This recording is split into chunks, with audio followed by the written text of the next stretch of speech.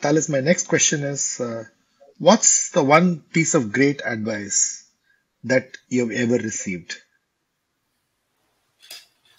So, you know, I was in, I did college in Brazil, and then I wanted to get a job like everybody else. And the jobs weren't that good when you come out of college. Many of the jobs didn't seem like that wonderful to me.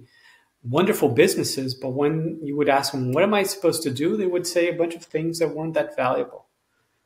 And and then I had a professor who encouraged me to do a master's in statistics. Say, don't go get a job now. You're too young. Go do a master's in statistics and understand very deeply how to create knowledge from data. That will be extremely powerful for all of your career. And I said, but I want to make money. And he said, you're too young to make money. You're not going to make much money because you have very little differentiated skills versus other people that are coming out. You might think you're amazing, but you're actually not. And until you can prove that, you're just going to make just a little bit amount of money. And now is the time for you to develop yourself. And I think that was extremely valuable advice, right? So if you're coming out, like just learn as much as you can.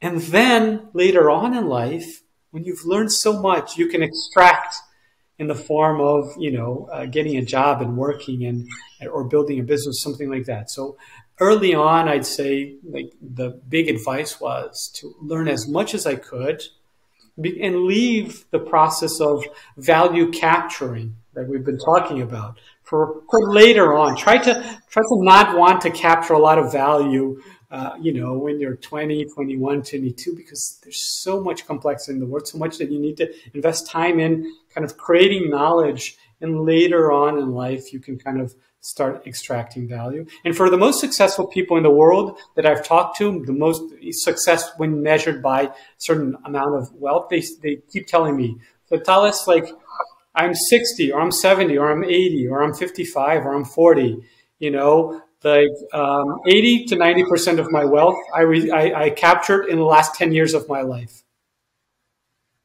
So you can see that, like if you learn powerful ideas and concepts and theories and you learn about the world as much as possible, you learn that becomes fuel for you. And then later on in life, it's so much easier to monetize that than if you just try to make money and get the job that pays more early on in your career. And that's what I did.